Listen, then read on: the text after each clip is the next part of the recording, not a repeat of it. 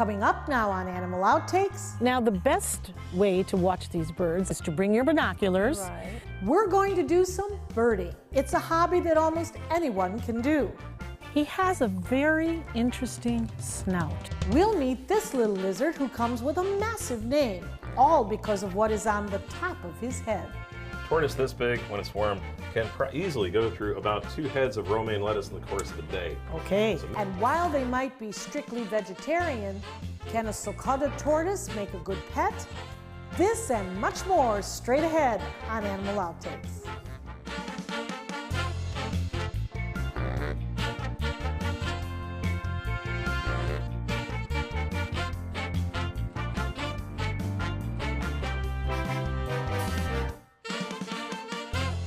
Hello and welcome to Animal Outtakes. I'm Marcia Panucci and this is my trusted co-host Zeus. It's a hobby that's quite popular and it allows you to enjoy nature, and there isn't much equipment needed. Bird watching. Yes, you can do it during the day or at night. You really don't even have to leave your house. And like any good hobby with birding, you're always learning something new.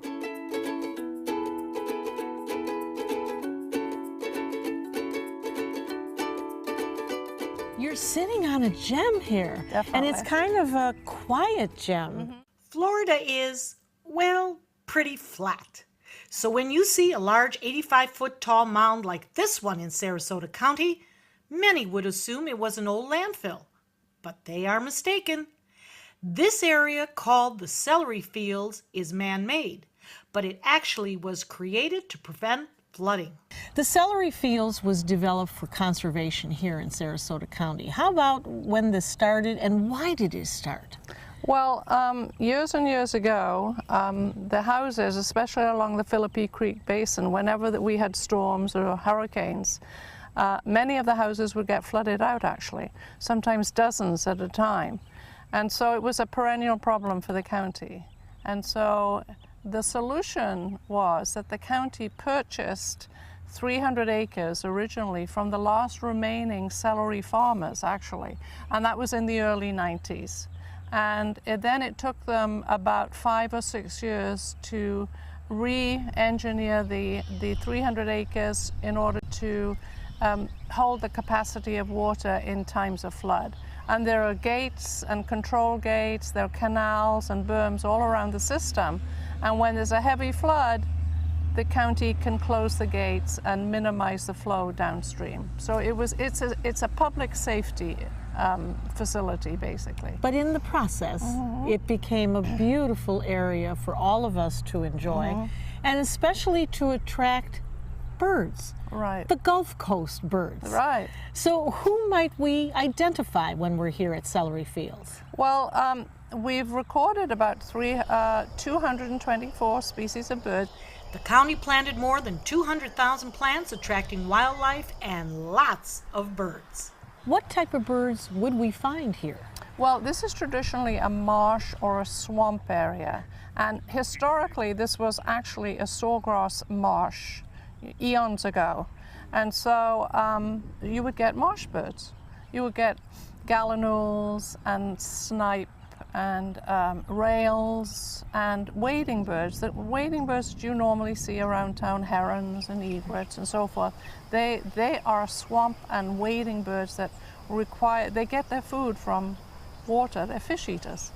They eat the critters that are in the water. So. Now, the best way to watch these birds, I take it, because I saw you walking around with binoculars, is to bring your binoculars, right.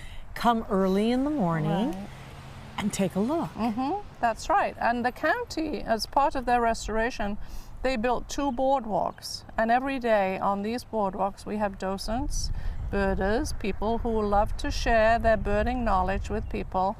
And you don't even have to have binoculars to come and enjoy them.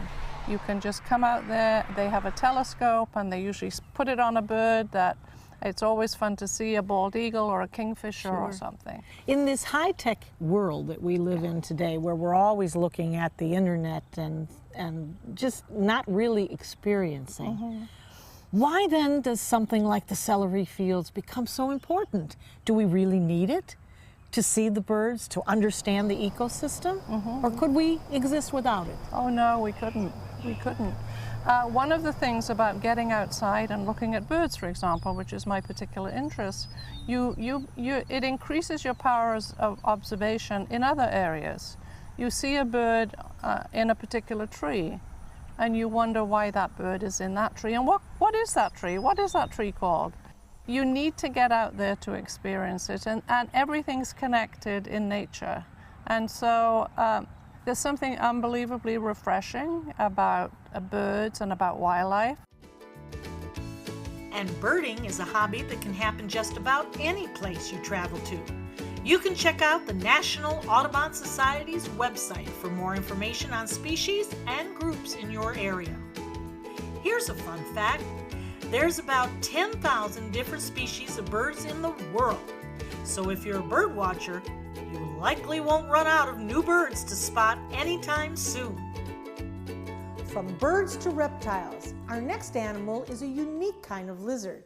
He's called a rhinoceros iguana. And I'll bet that you'll be able to tell why he gets that name.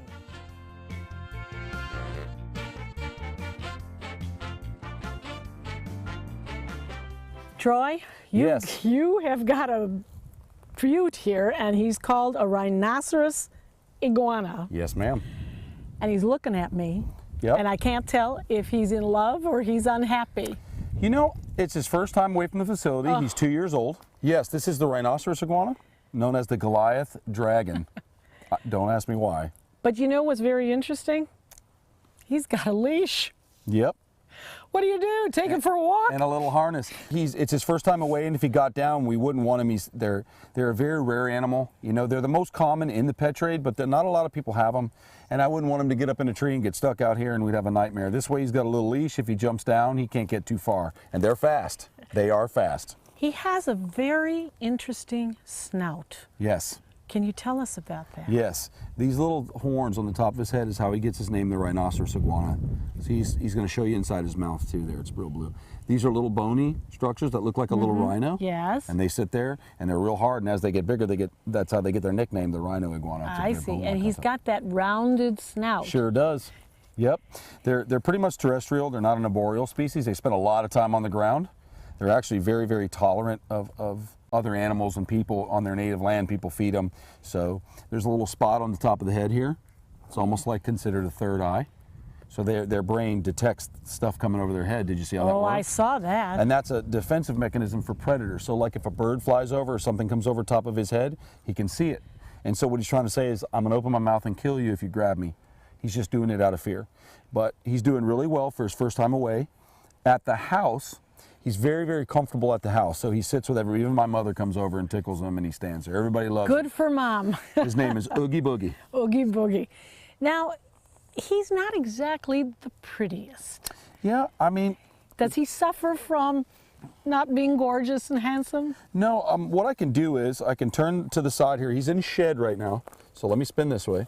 And if you look at the shed, he's dark pattern. This is old skin, so he's growing. They're actually very blue. They have a very blue tint. That gets to be very pretty, right in here. Yep, That's his very, whole very body pretty. gets blue, and as inside of his mouth is blue too. So as they go into their breeding season and stuff, they get real blue and really gorgeous, real cobalt dark blue.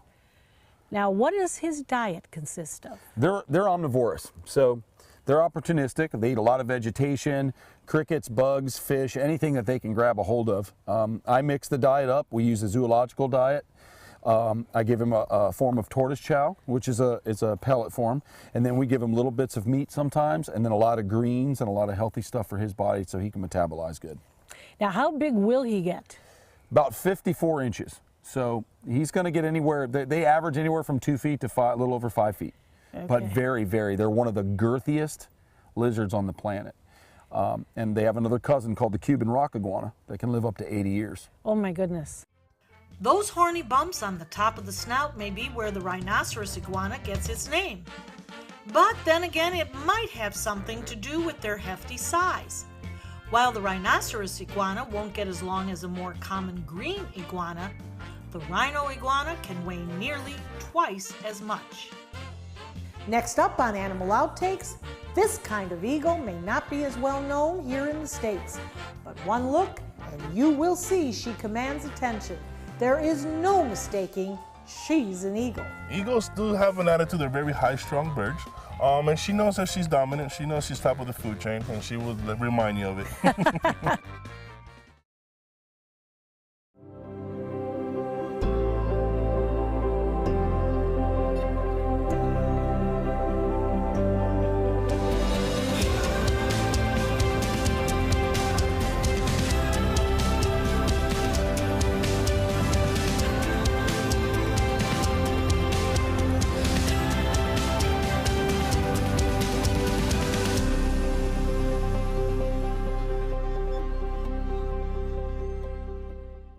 For thousands of years, we've been humans' best friend. You've been through a lot, and we've been right there with you. A dog is part of the family, a confidant, and a friend who always knows how to get into your heart.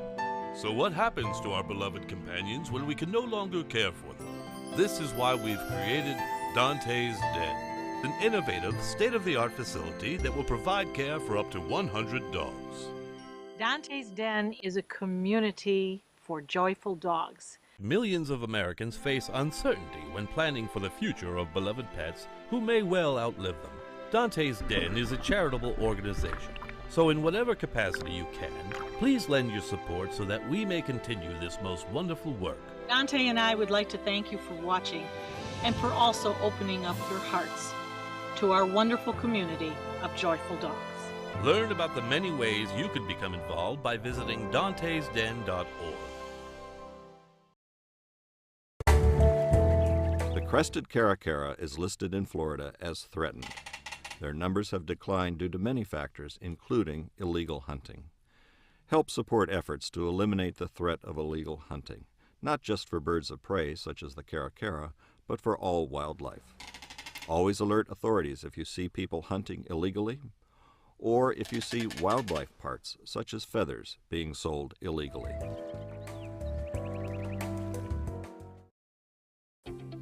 Welcome back. Eagles are a type of bird that gives off a sort of noble demeanor.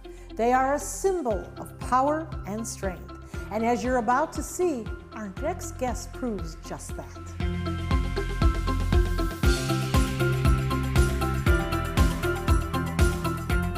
Louis, it is rare that we can get up close to an eagle. And this is an eagle. That's what they say. That's what they say. But this is not an American eagle that we're used to seeing. No, it's not. This is a tawny eagle, and they're native to Africa. I would imagine the tawny is because of her coloring. Exactly. It's a beautiful coloring. She certainly does. And very, very regal, but a little spicy here with us, huh? Yeah. Eagles do have an attitude. They're very high-strung birds. And she knows that she's dominant. She knows she's top of the food chain, and she will remind you of it. The eyes. We have seen some gorgeous eyes on the owls that you have brought to us. These are very human-like. Yes, and they're very powerful. They could see from very, very far away. Their main sense is their eyes, and they could see very, very far and home in on whatever prey they're trying to find. Is this bird protected? It's not a protected species. It's not native. It's not an endangered species.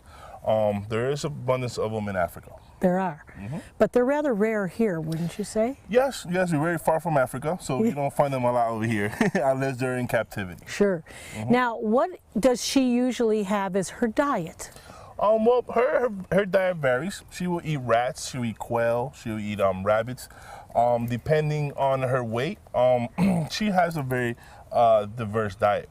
Now, in the wild, it's a little different. In the wild, they do hunt small mammals, and also they have a very cool trick to eat sometimes. When there's a carcass in the wild, and vultures are picking at the carcass, these little guys here will fly right behind the vulture, very quietly and slowly, and bark at them. And when they scare the vulture will throw up all his food because it's too heavy to fly, and then she gets a free meal and she had work for. Oh, I would say that's very ingenious. Oh, yeah. Yes. What is the life expectancy in captivity? In captivity, they've been roughly around 40 to 50 years. They could live for a very long time if properly taken care of. You know, we talk about in captivity versus in the wild, and a lot of our audience doesn't always understand why do we keep some of these birds in captivity? Why do we nurture them? Why do we protect them? In my personal opinion is, not everybody's going to be able to go travel to see one of these animals. They do bring a lot of positive in educating us how different animals work. Some people think they see one animal and they're like, that's the way the whole species of the whole animal is. And they're all varied, just like us humans from different parts of the world, different animals from different parts of the world. They do vary, and it brings more education to in your face. Some people could learn about things reading, and other people have to see it physically to be able to understand how it works. And I think if properly taken care of, an animal in captivity, it's not a bad thing. With some of the animals, it's the best conservation. Sometimes we cannot have them in the wild, but we've been known to bring animals in captivities, get their populations healthy enough to return them back to the wild. And it helps a lot with the problems that we have in the world for extinct species. When you feel that you'll get her trust, how will she tell you, I do trust you, Dad, I really do? The way that I feel her trust is when she allows me to be around her and she's not defensive. She'll be like, okay, just another day, we're just gonna hang out here today. But that will take some time. Sometimes it might take months, it might take years, but it's all up to her. And my job is to keep her healthy, keep her safe, and work on our relationship for the rest of our life. Well, you know, she has a stylish figure. What is she weighing in at? Right now, today, she's at a slim 6.3 pounds. Ooh, okay. Yes, which to most of us, like I said, does not seem like a lot of weight until you get a whole 6.3 pounds in your hand. Then it becomes very heavy. And she also has to fly, so the bigger she is, the more downdraft she's going to have. Exactly, but she does have a very large wingspan, and she's showed for us. And with those big wings, she's able to fly just fine. And that's the iconic pose right there of an eagle. She gave us her best. There are about 60 different species of eagles in the world, and 2 are found right here in North America. Can you guess which ones? Yep, you've got it. The bald eagle, the symbol of the United States of America, and the golden eagle, who usually can be found in the western United States. Well, a tortoise is slow-moving and extremely quiet. But before you purchase one of these from the pet shop, you should know they won't stay little for long. Dr. Don tells us all about the sulcata tortoise, next in Pet of the Week. We answered the call of duty and left our homes to serve in far-off lands.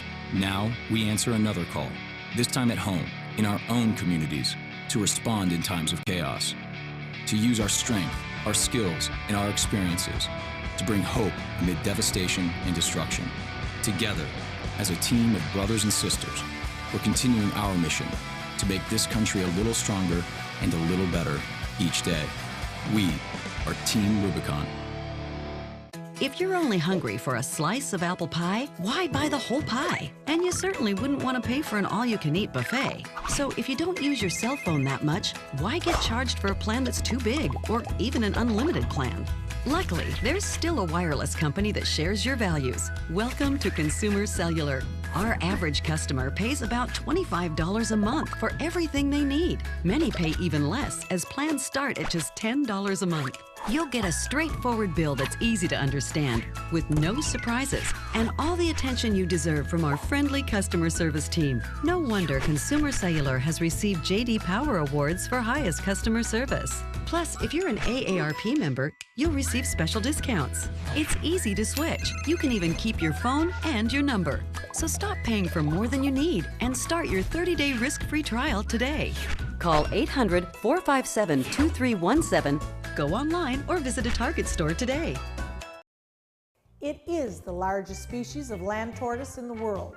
An adult sulcata can weigh about 200 pounds. But a pet that big means they likely will be hefty eaters too. So this begs the question, is a sulcata tortoise the right pet for you? Dr. Don tells us more.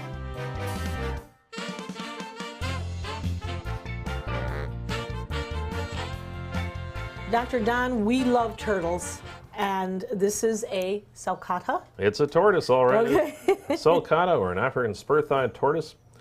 And it's one that's not, tortoises are the land turtles. They have like elephantine feet. They're not the aquatic turtles that swim in aquariums and ponds. That's another show.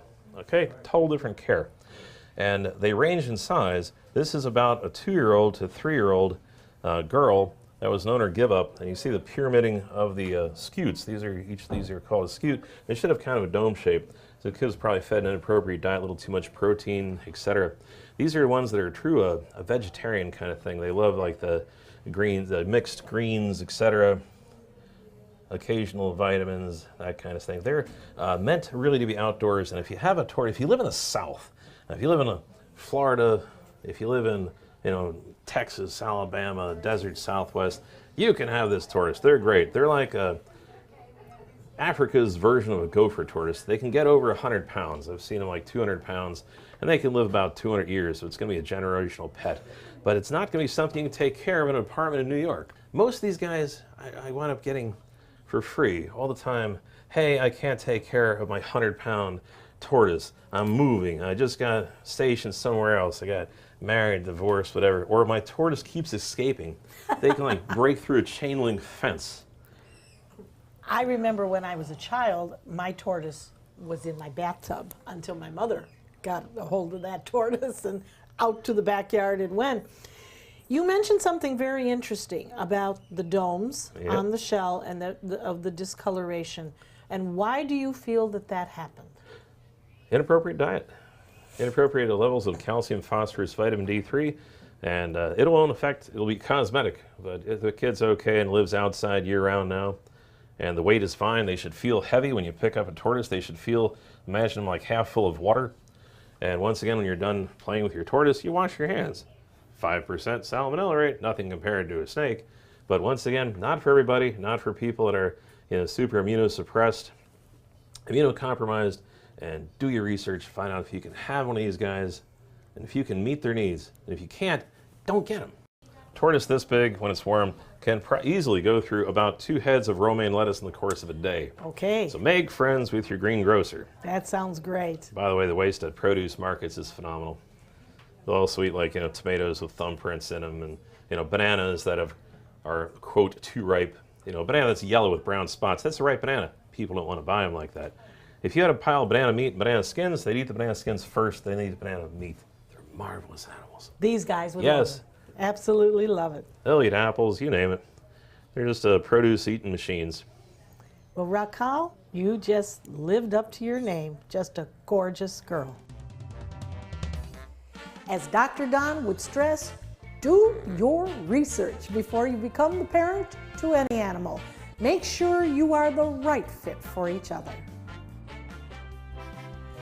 Next up, some of your questions are answered in Ask the Vet.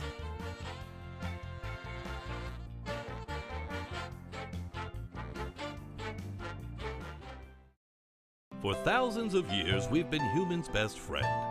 You've been through a lot, and we've been right there with you. A dog is part of the family, a confidant, and a friend who always knows how to get into your heart. So what happens to our beloved companions when we can no longer care for them? This is why we've created Dante's Den, an innovative, state-of-the-art facility that will provide care for up to 100 dogs. Dante's Den is a community for joyful dogs. Millions of Americans face uncertainty when planning for the future of beloved pets who may well outlive them. Dante's Den is a charitable organization, so in whatever capacity you can, please lend your support so that we may continue this most wonderful work. Dante and I would like to thank you for watching and for also opening up your hearts to our wonderful community of joyful dogs. Learn about the many ways you could become involved by visiting dantesden.org. Credit card debt can ruin your life. If you owe $10,000 and minimum payments are siphoning away your paycheck each month, you can get debt-free in less time than you think. I've paid $800 a month for the past 3 years and haven't changed the balance on my credit card. Get debt-free now has a program to reduce your debt, stop the harassing phone calls, avoid financial ruin, and settle for less than you owe. I feel like a huge weight has been lifted off off my shoulders. You're pre-approved for our special hardship program if you owe $10,000 or more. Upon payment of your new lower balance, your debt will finally shrink until you are debt-free. My family no longer has 30 years of payments ahead of us at 20% interest. There's no fees until you see results. So call now, make one monthly program payment, and free up your cash. Resolve your debt. Call 800-628-1251, 800-628-1251. You studied hard, went to college, and achieved your dream, but it turned into a financial nightmare. If you have federal student loans and you'd like to reduce your payments, get more time, or have your loans completely eliminated, then we have good news. With one call to Student Loan Relief Services, you can find support and guidance. We've already helped thousands of people, and we can help you too. If you have $10,000 or more in federal student loans, you can qualify for payment extensions, payment reductions, or you may qualify to have your federal student loan completely forgiven. Call Student Loan Relief Services now to find out about your options. Take control of your finances and get out from under this burden. One of our student loan experts has the answers to your questions and great solutions to ease your financial burden. We're here for you. Call Student Loan Relief Services now. Call 800-759-0203, 800-759-0203.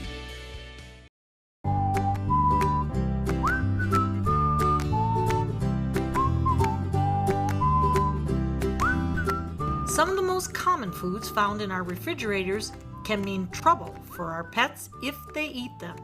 Some of the most troublesome include chocolate, ribs, onions, and grapes. Well, grapes and raisins can both be toxic to dogs and cats. Now, some dogs like grapes and they will go for them, and some dogs do not. We don't really know exactly what is toxic in the grape, if it's the skin, if it's the seeds, if it's the fruit inside, and nor do we know exactly how much they have to consume. It seems to be some variability to that. Some dogs can eat a few grapes and have no problems, and other dogs can eat a few grapes and can cause some kidney disease. If they were to consume a grape, if you were to drop one and they consumed it, definitely call your vet and let them know. For a single grape, your vet may have you keep an eye out for signs of gastrointestinal distress, a change in water consumption, or loss of appetite. But all that changes when more grapes are eaten. If they were to consume a large amount of grapes, I would say then call your vet and plan on taking them in. Great advice from the doc as usual. We hope you've had fun and learned a thing or two along the way. Zeus and I will be back here again next week with even more animals and some wild adventures. Until then, thanks for watching.